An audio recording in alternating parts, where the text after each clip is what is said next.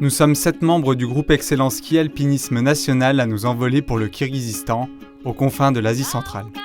On vient ici skier des endroits qui n'ont sûrement jamais été skiés avant, c'est l'ADN du groupe depuis sa création. Explorer, aller où personne ne va. On part avec très peu d'infos et quelques spots en tête, on affinera sur place. C'est l'aventure, celle qui nous anime.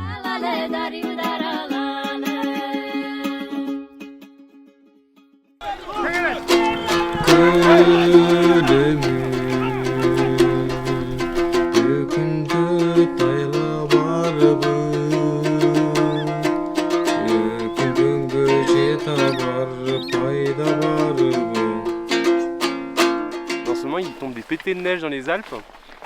Et ici, il n'y a pas de neige. On est monté à un peu plus de 3000. Finalement, sur le bas de la station, il y avait pas mal de neige, mais après, dès qu'on montait, des touchettes dans tous les sens. Puis en haut, les sommets étaient vraiment pelés.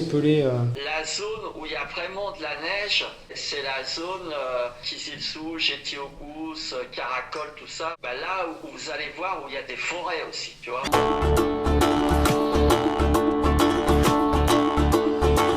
On met de côté les plans A et B, il n'y a pas de neige. Cap à l'est, là-bas, il a neigé en quantité. Et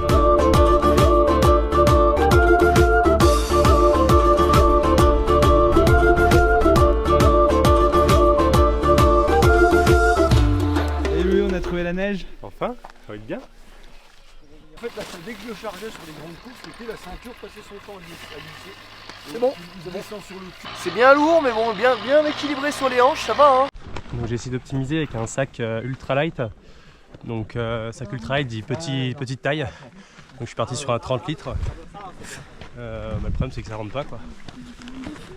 Bien optimisé. Ça rentre toujours, mais pas cette fois-ci. Bon, on va vers où alors là? Normalement on va là-bas.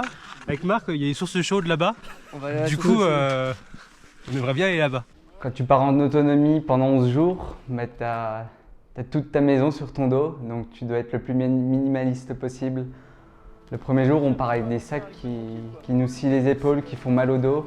Ils font 30, 32, 34 kilos sûrement.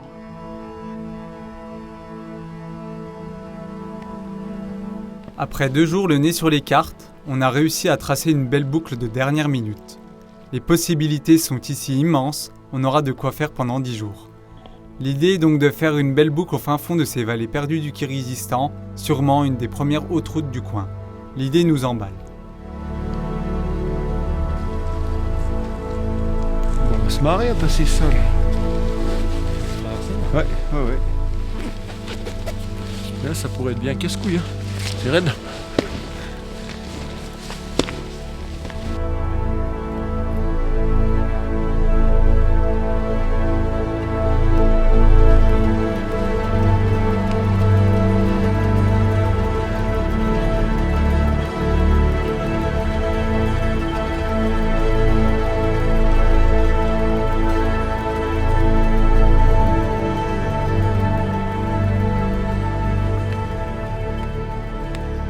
Alors Julia,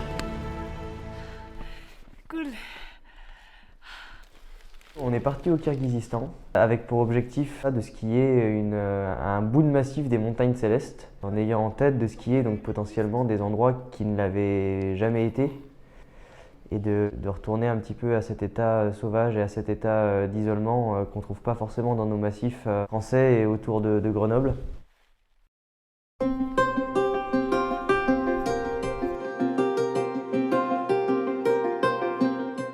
Juste avant qu'on arrive, il y a eu une très grosse chute de neige. Il n'était pas tombé grand-chose en début de saison. Il y avait 40 cm ou 50 cm de neige qui s'était entièrement transformée en gobelet. Et il a neigé par là-dessus, et 40-50 cm de neige par-dessus. Ce qui fait une situation qui est quand même bien dangereuse, mais qui, paradoxalement, est plutôt facile à gérer, puisque c'est tellement craignos qu'en gros, à partir du moment où on est dans des pentes à plus de 30 degrés ou sous des pentes à plus de 30 degrés, assez proches, on est susceptible de tout prendre sur la figure. Donc comme ça, au moins, la situation elle est claire, on sait ce qu'on a à faire, il suffit de ne pas y aller et de faire gaffe à tout ça.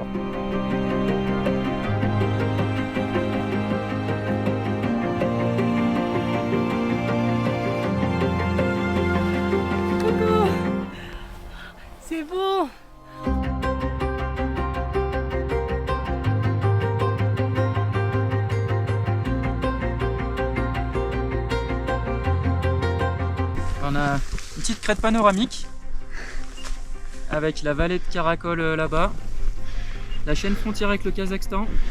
Et ouais, Kazakhstan au fond là. Des infinies possibilités de skier. Et là, et devant nous, le fameux vallon des avalanches dans lequel on est venu s'amuser hier. Sorti presque au col là, sous le rocher, sous les grosses corniches. Ouais.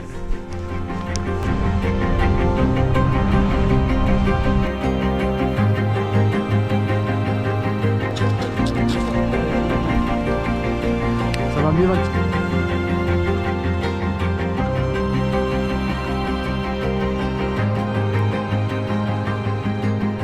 Retraverser pour revenir au col, ça c'est ce qu'on voyait hier.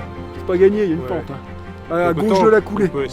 Mais regarde, tu vois, ça monte assez haut dans le tranquille. Hein. Ouais, c'est un bon peu. C'est un grand vallon qui devrait assez bien se skier, je pense quand même. Quand on parle expé, on imagine toujours ces grosses faces, aller chercher la difficulté. Et en fait, c'est pas ça du tout. Là, on s'est retrouvé déjà à chercher la neige sur les premiers moments. Et quand on l'a trouvée, on est arrivé sur des conditions de neige qui étaient plutôt délicates. Au lieu d'aller faire des gros sommets, des belles faces raides et faire du ski technique, on s'est retrouvé à faire du ski dans des vallons, à gérer un risque d'avalanche dans des pentes plates, quoi. Donc au début c'est dur à comprendre. Moi, j'ai eu vraiment pas mal de mal au début à me dire mais faire autant de bornes pour aller faire du ski comme ça. Le premier jour je me suis dit putain merde. Et en fait au fur et à mesure du temps ça change un peu et c'est plus dans l'opportunisme et on se dit mais en fait c'est trop bon d'être là, mais c'est peut-être pas ce que j'ai imaginé. On se retrouve un peu à changer notre perception de nos objectifs au fur et à mesure et à prendre du plaisir sur d'autres choses.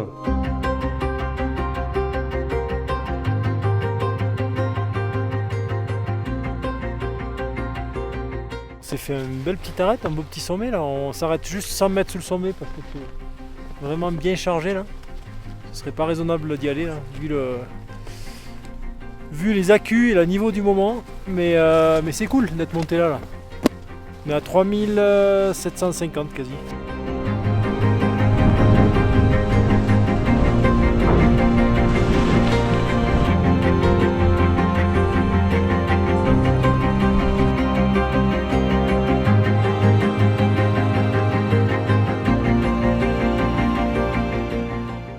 Pour moi, c'était un peu difficile parce que je suis la seule femme de groupe et du coup, j'ai senti que j'étais un peu plus seule, on peut dire, dans les 10 jours qu'on était là. Même si j'étais très bien avec mes copains, c'était vraiment génial tous les jours, mais quand même d'être seule sur la tente tous les soirs, les matins, je pense que c'est différent que si tu es avec quelqu'un dans les tentes. Et c'est une expérience vraiment différente, mais je pense que j'ai vraiment aimé aussi ces parties de solitude un peu. C'était dur, mais aussi l'expérience. Voilà.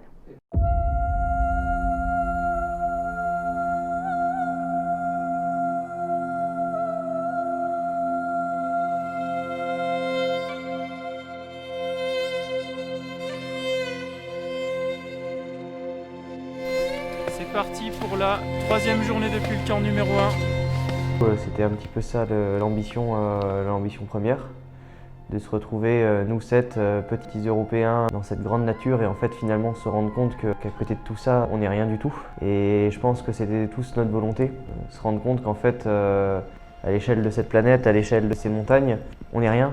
Et du coup, je crois que ça nous fait tous du bien de sortir un petit peu de notre confort, de notre société, de notre quotidien, où on a l'impression de dominer le monde. Et là, juste se retrouver seul, petit, ça remet les choses à leur place.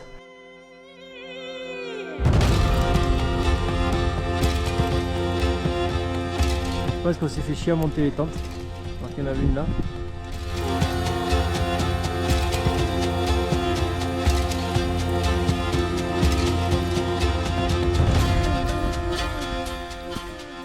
C'est long hein, ce plateau là.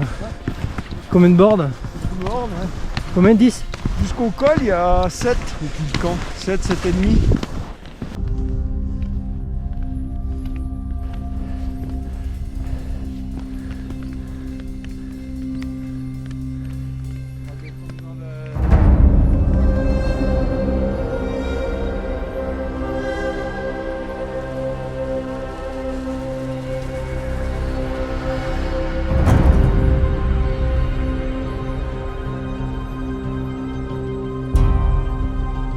254 kcal pour tenir toute la journée.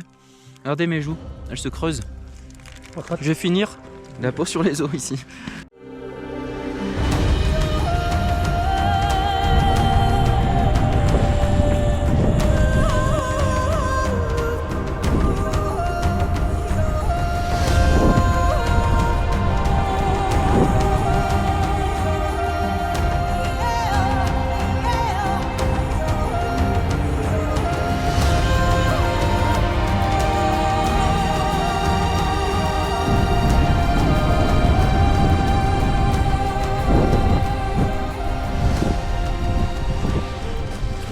La bûche. Tu serais pas un peu tombé dans le ruisseau là? Je crois complètement. C'est un peu frustrant de ne pas aller, aller sur les sommets là, mais on arrive à faire du beau ski quand même. C'était bien. On a monté à 3005 je pense. Et on a fait 2 descentes très bonnes sur la neige, sur la poudreuse. Petit goûter? Oh ouais, regarde, c'est encore mieux que ça. Un bouquin.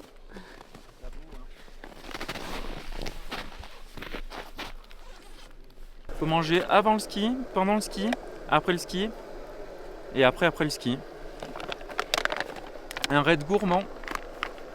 Parce que là, pour demain, si on monte le camp à 3, si on monte les affaires à 3002, le sommet, le beau sommet à faire à 3007, voilà, on monte à 3007, il n'y a que 500 mètres à faire. Donc s'il fait beau demain, et pas beau les jours d'après, moi je serais assez partant pour essayer de plier ça quand même, quoi. Faire encore une belle journée demain, même si elle est longue, quoi. En sachant que la journée d'après, il y a une des 2 journées après, ça risque d'être du repos. Hein. Bon bah bonne nuit hein. Bonne nuit.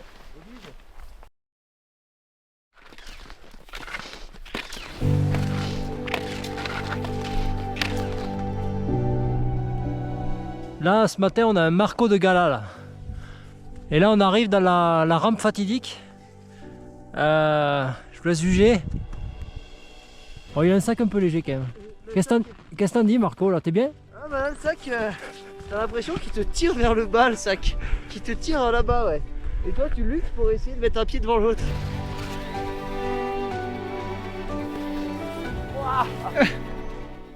Je vais venir t'aider. Hein? Je viens t'aider. Ouais, je veux bien. Presque là. Ouais, il est presque. Force.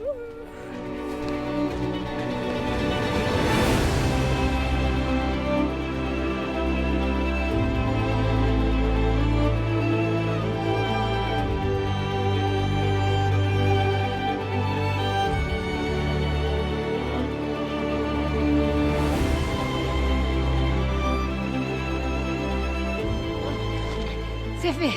On est costaud. C'est dur. C'est dur. Mais ça va. On est à 3002 là. On est à 3002, il y a des montagnes, du soleil. On est bien là. Après, quand j'ai retiré mon bonnet, je me suis rendu compte que j'avais encore les cheveux tout propres, tout nickel. Tiens, s'il y a besoin de nettoyer une tente là, serpillière. Après le camp 2, on est monté au col qui nous permettait de basculer dans la vallée de Bozoutchouk. Et là, le décor, il était totalement différent. Passer ce col et arriver à ce sommet, on se rendait compte qu'il y avait un terrain de jeu peut-être plus facile, avec des vues magnifiques sur la plaine de Karakol et la chaîne frontière du Kazakhstan. Et là, ça a été un peu une réjouissance. T'as vu ce changement d'ambiance de ce côté? Ouais.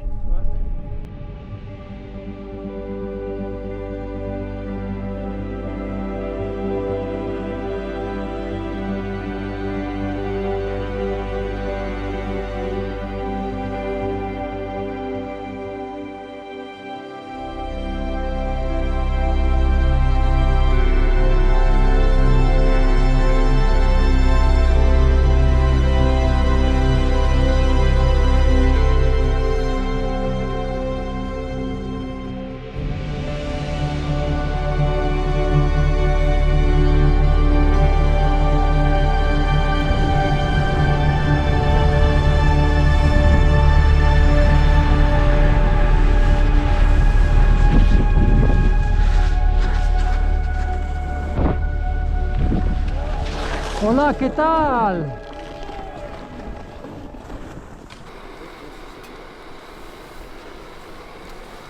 Bah là on est au camp numéro 2, on est à 3200 mètres d'altitude. Et il est 18h05. Et il fait bien froid ce soir à 3002. Et du coup, pelletage pour se réchauffer. Voilà. Regardez comme ça là. Tu vois, tu mets des coups de pelle aléatoirement dans la neige et ça réchauffe quoi. Aujourd'hui c'est jour blanc, c'est pas très beau. Donc du coup on affine la carto. Et en gros on essaie d'éviter les zones rouges et pas les trop dans les jaunes. On devrait passer le col et poser un dernier camp ici. Allez on est reparti, on va au camp numéro 3. Il va falloir passer ce col. Les sacs sont encore bien chargés mais ça va faire hein.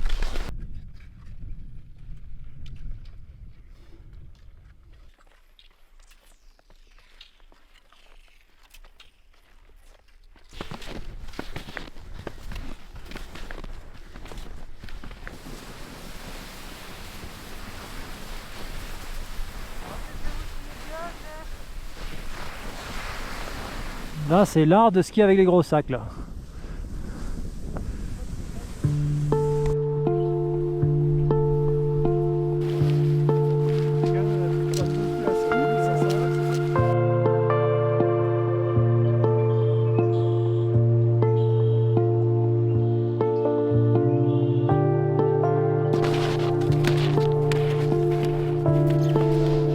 Vivement qu'on mange dans 4 jours. Alors là, on va aller faire le sommet qui est là. Ah ouais, il est vraiment beau. Ouais, c'est un grand sommet, c'est assez mythique du coin. Après, on fera toute l'arête qui suit, qui va à l'autre sommet mythique. Qui est là-bas. Ah ouais, je vois mieux là. Il y a des jours où c'est pas facile. Tu te lèves le matin, t'avales ton petit-déj et t'as encore faim. De toute façon, t'as pas le choix. Tu mets les pots et puis tu t'accroches et grâce à la solidarité de tes copains, ils te donnent un bout de barre, t'encouragent. Oh. Tu donnes tout. Voilà, on aura fait un sommet, dit. Moi, je pense que les jours qui viennent, on va en faire d'autres. Bravo, Rolien. On a fait un sommet. Mission accomplie. Le sommet de l'Expé. The job is done. Alors, il nous reste 3 jours de ski.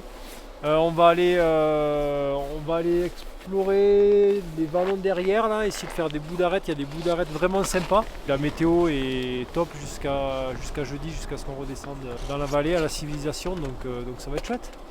Content. C'est comme depuis le début du séjour, on est en mode prise de risque minimum parce que il y a du gobelet et de la poudre dessus et il n'y a que ça et il n'y a rien qui tient quoi, donc on fait gaffe. On fait carrément gaffe.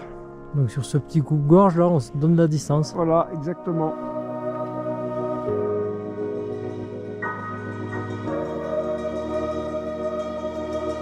Et a priori, on tient le petit miracle qu'on attendait depuis le début de l'expé.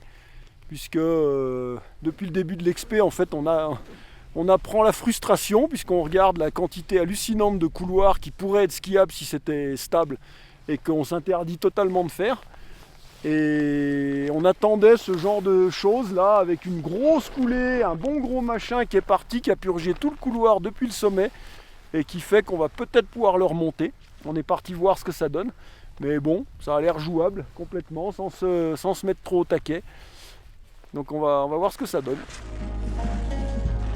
C'était une journée 2. On avait déjà un peu de fatigue les jours précédents. Et en plus, il faisait plus froid. Mais je me suis dit, bon, on y va. J'avais de mal à respirer un peu. Mais bon, je suis très contente d'avoir réussi et d'avoir arrivé là-haut.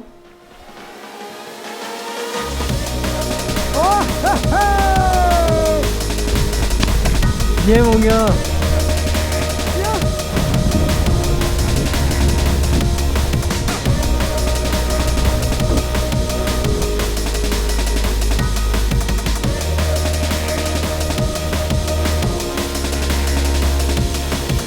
Oh là là là là. Un film de cul allemand du début des années 80.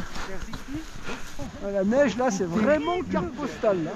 Chez nous, on n'en fait pas souvent du comme ça.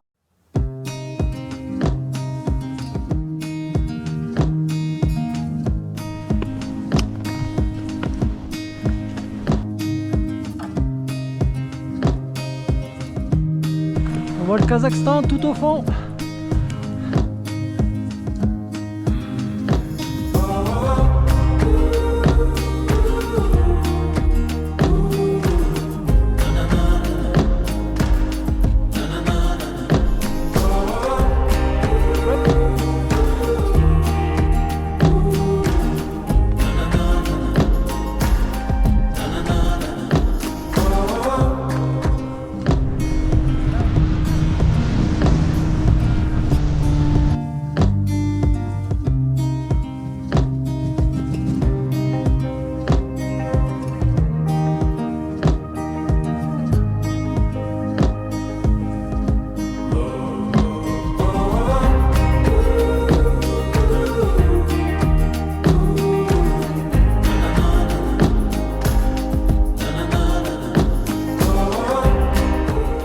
Incroyable, neige de fou. Oh là là, jamais skié comme ça, je pense. Marco, dernier soir sur le camp? Dernier soir sur le camp, ouais. C'est un bien beau vallon là. Ça fait quelque chose de quitter ce camp, on y était bien. Bon là ça fait 2 soirs de suite que les températures sont très froides. Du coup là à cette heure là déjà il fait très froid. Mais qu'est-ce que c'est beau. On a skié des belles choses encore aujourd'hui. Et ouais, ça va nous manquer quand même. C'est chouette.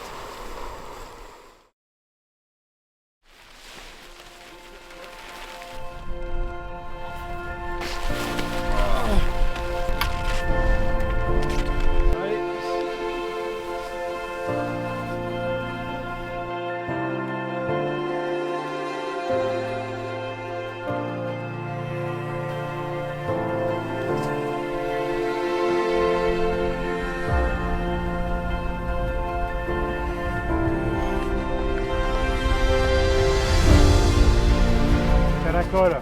Da?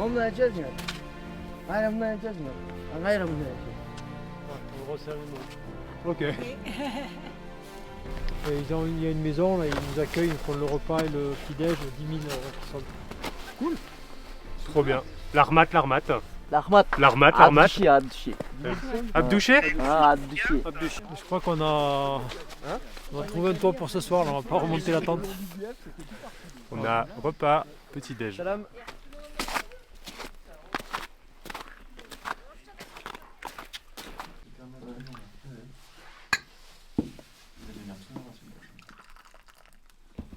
Du pain avec une sorte de hachis de tomate avec des cornichons. Très bon, ça fait vraiment du bien. Ouais. On a été très bien accueillis, les gens sont très gentils. Merci à eux. Bah là du coup on est dans un village kirghize à 1900 mètres d'altitude. Et on s'est fait accueillir par une très gentille famille. Et du coup là il y a la petite fille qui nous fait faire du cheval. Ouais. C'est voilà, on profite de l'après-midi, c'est détente aujourd'hui, c'est chouette. Il va partir en courant, fais gaffe hein. Bon, après les cours d'équitation, on donne des cours de ski là, à nos amis kirghizes.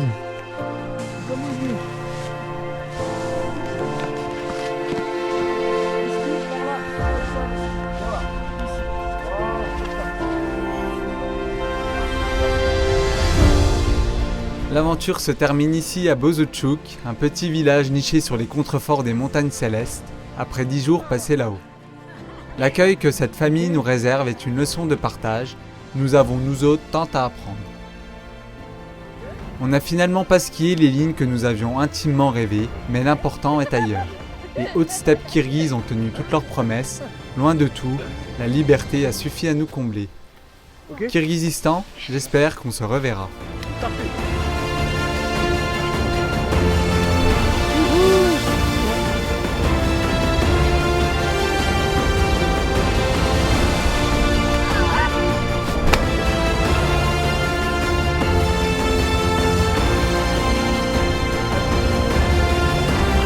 Wow.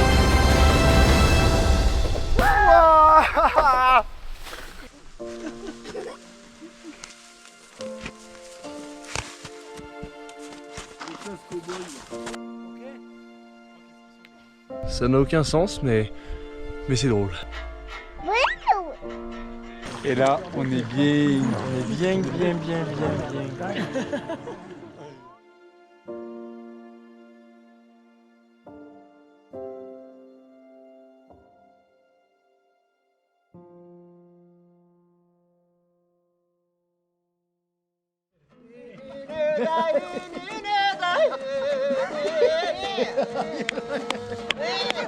Busca yo con el micrófono.